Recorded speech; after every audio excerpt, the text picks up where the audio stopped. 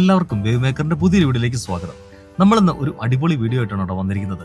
അതായത് കൊച്ചി കടൽ തീരത്ത് സ്ഥിതി ചെയ്യുന്ന ഒരു അടിപൊളി ഫ്ലോട്ടിംഗ് ബ്രിഡ്ജിന്റെ കാഴ്ചകളും വിശേഷങ്ങളുമാണ് ഇന്ന് ഞാൻ നിങ്ങളിലേക്ക് എത്തിക്കുന്നത്. അപ്പോൾ വീഡിയോ കാണുന്നത് വീഡിയോ ഒന്ന് ലൈക്ക് ചെയ്യുക.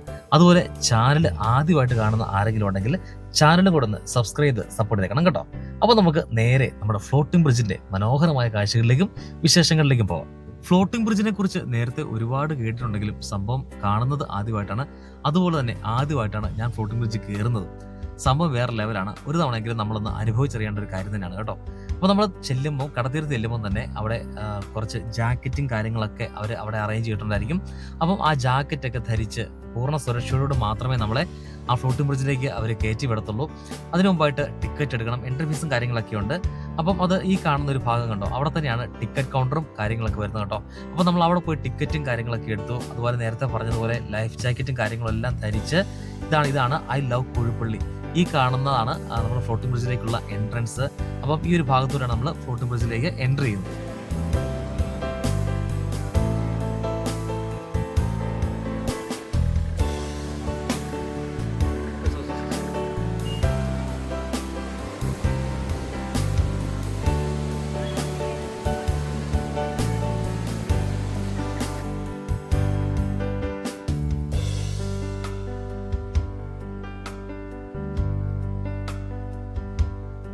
കൊച്ചിയിലെ കടൽത്തീരത്ത് ഒരുക്കിയിരിക്കുന്ന ഈ ഫ്ലോട്ടിംഗ് ബ്രിഡ്ജ് സന്ദർശകർക്ക് വ്യത്യസ്തമായ ഒരു അനുഭവം നൽകുന്ന ഒരു പുതിയ ആകർഷണമാണ്.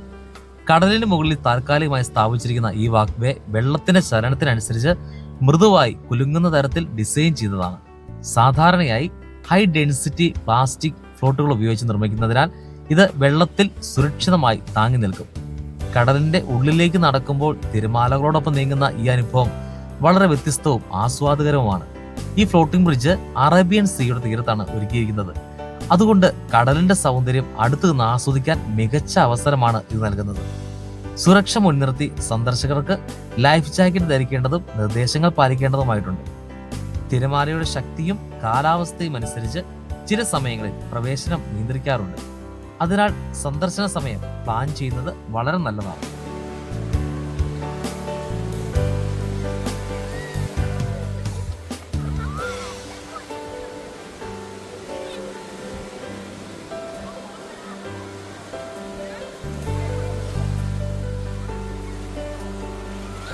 ശരിക്കും പറഞ്ഞാൽ ഞാൻ ഈ ഫ്ലോട്ടിംഗ് ബ്രിഡ്ജിൽ 2 തവണ കയറിയിട്ടുണ്ട്. 2 പ്രാവശ്യം ഞാനവിടെ വന്നിട്ടുണ്ട്.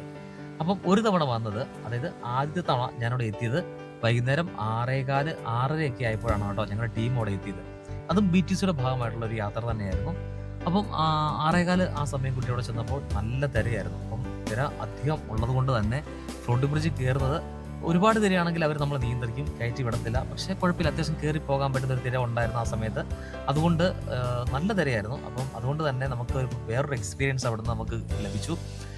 നല്ല തിരക്കൊപ്പം ഉയരാനും അതൊരു ശരിക്കും പറഞ്ഞാൽ ആ സമയത്ത് നടന്നു പോകുന്ന ഫ്ലോട്ടിംഗ് ബ്രിഡ്ജിന്റെ മേളിൽ കൂടെ നടന്നു പോകുമ്പോൾ ഒരു തിര വന്ന് നമ്മൾ ഉയർത്തുന്ന ഒരു ഫീലിങ്സ് ഒക്കെ ഉണ്ടല്ലോ, അതൊക്കെ വല്ലാത്ത ഒരു എക്സ്പീരിയൻസ് തന്നെയാണ് കേട്ടോ. അതൊക്കെ ശരിക്കും പറഞ്ഞാൽ നമ്മൾ ഇവിടെ വന്ന് അനുഭവിച്ചറിയേണ്ട ഒരു കാര്യം തന്നെയാണ്.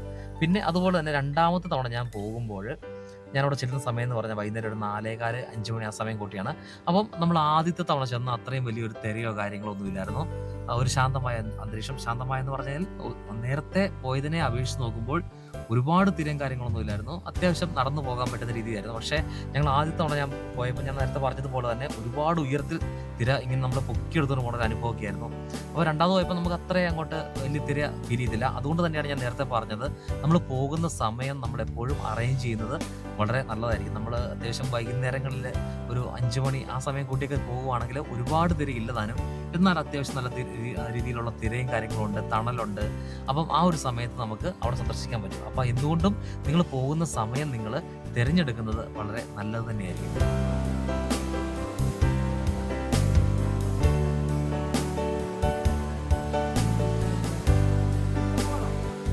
അങ്ങനെ കുറച്ചു നേരത്തെ കാത്തുനിൽപ്പിന് ശേഷം നമ്മൾ നമ്മുടെ ഫ്ലോട്ടിംഗ് ബ്രിഡ്ജിലേക്ക് കയറിയിരിക്കുകയാണ്. നിങ്ങൾക്ക് കാണാൻ പറ്റും അത്യാവശ്യം തിരയും കാര്യങ്ങളൊക്കെ ഉണ്ട്. പക്ഷേ റിയാലിറ്റി ഇതല്ല കേട്ടോ. നമ്മൾ ഈ വീഡിയോ കാണുന്നത് പോലെ ഒന്നുമല്ല. ഓരോ തിര വരുന്നതനുസരിച്ച് ഈ ഫ്ലോട്ടിംഗ് ബ്രിഡ്ജ് വളരെ ഉയർന്നും. അപ്പോൾ ആ സമയത്ത് നമുക്ക് ഒരു വലിയൊരു കർവ് അവിടെ രൂപപ്പെടും. നമ്മളിങ്ങനെ തിരമാലയുടെ മേളിൽ നിൽക്കുന്ന ഒരു അവസ്ഥ, ഉടനെ അത് താഴ്ന്നു വരുന്നു. അതൊക്കെ ശരിക്കും പറഞ്ഞാൽ നമ്മൾ എക്സ്പീരിയൻസ് ചെയ്യേണ്ട ഒരു കാര്യം തന്നെയാണ് കേട്ടോ. ഉണ്ടോ ഒരു വലിയൊരു തിര വന്ന് ഇപ്പം അകത്തേക്ക് അടിച്ച് വെള്ളം കയറി. അപ്പം വലിയൊരു തിര തന്നെയാണ് ഇത്. ഞാൻ നേരത്തെ പറഞ്ഞില്ലായിരുന്നു, ഞാൻ ആദ്യം പോയ ഒരു സമയത്തെ ഒരു കാഴ്ചയാണ് ഇപ്പം നിങ്ങൾ കണ്ടുകൊണ്ടിരിക്കുന്നത്. വൈകുന്നേരം ഒരു 6:15 കഴിഞ്ഞുള്ള സമയം, 6:15 6:30 ആ സമയം കൂട്ടിയുള്ള ഒരു കടലിൻ്റെ അവസ്ഥയാണ് കേട്ടോ. അത്യാവശ്യം നല്ല രീതിയിൽ തന്നെ കടലിൽ തിരയും കാര്യങ്ങളൊക്കെ ഉണ്ട്. കണ്ടോ വളരെ ഉയർന്ന ഒരു തിരയാണ് ഇപ്പം നമുക്ക് ലഭിച്ചത്. അപ്പോൾ ആ സമയത്തൊക്കെ സൂക്ഷിച്ച് നമ്മൾ നിന്നില്ലെങ്കിൽ നമ്മൾ ചിലപ്പം കാല് തെറ്റി വീഴാനുള്ള സാധ്യതയും കാര്യങ്ങളൊക്കെ ഉണ്ട്. പക്ഷേ നിങ്ങൾ ശ്രദ്ധിക്കേണ്ട ഒരു കാര്യം, നമ്മൾ ഇതിൽ നടന്നു പോകുമ്പോൾ നമ്മൾ ഒരിക്കലും ചൂട്ടിലേക്ക് നോക്കരുത് കേട്ടോ. നമ്മൾ നടന്നു പോകുന്ന ഭാഗം, അല്ലെങ്കിൽ നമ്മൾ ആ ഒരു ഫ്ലോട്ടിംഗ് ബ്രിഡ്ജിൻ്റെ ആ നീല ഒരു ഭാഗം ഉണ്ടല്ലോ, നീല കളറിൽ കാണുന്ന ഒരു ഭാഗത്തേക്ക് നമ്മൾ ഒരിക്കലും ശ്രദ്ധിക്കരുത്. നമ്മൾ എപ്പോഴും ലോങ് വ്യൂ ദൂരത്ത് നോക്കി മാത്രം നടക്കുകയാണെങ്കിൽ നമ്മൾ ആ തിരക്കൊപ്പം ഉയർന്നും പൊങ്ങിയും താന്നൊക്കെ ഇങ്ങനെ അങ്ങ് പൊക്കോളും കേട്ടോ. അപ്പം വരുന്നവർ നിങ്ങൾ പ്രത്യേകം ശ്രദ്ധിക്കേണ്ട ഒരു കാര്യം തന്നെയാണത്. ദൂരത്ത് നോക്കി മാക്സിമം നടക്കുക. അപ്പോൾ നമുക്ക് കുഴപ്പമില്ലാതെ അങ്ങ് ചെല്ലാൻ പറ്റും. അപ്പോൾ നമ്മുടെ ടീമാണ് കേട്ടോ ആ കാണുന്നത്.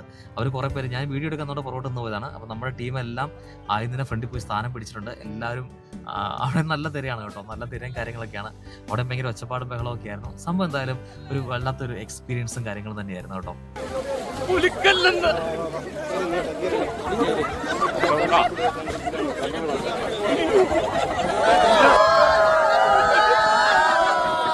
ഇത് കിട്ടുമോന്ന് എനിക്ക് അറിയത്തില്ല, കാരണം ഞാൻ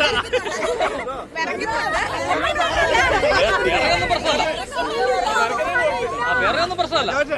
ഓക്കെ അല്ലേ?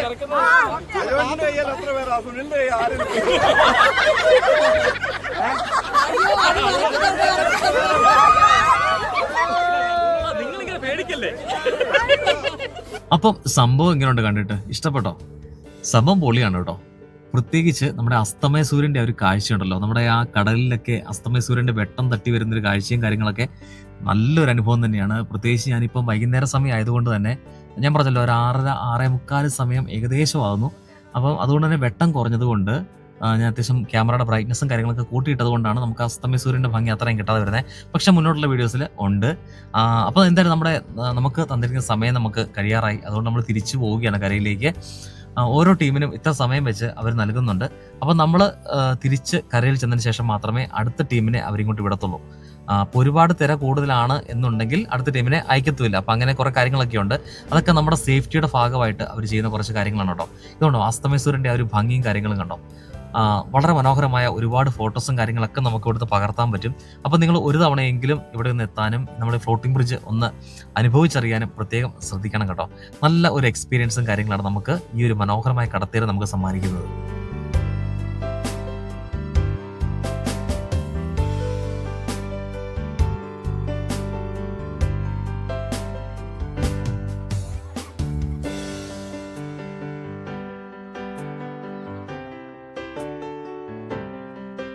അങ്ങനെ കുറച്ച് വീഡിയോസും ഫോട്ടോസൊക്കെ എടുത്തിട്ട് നമ്മളും പതുക്കെ തിരിച്ച് കരയിലേക്ക് തന്നെ പോകണം കേട്ടോ.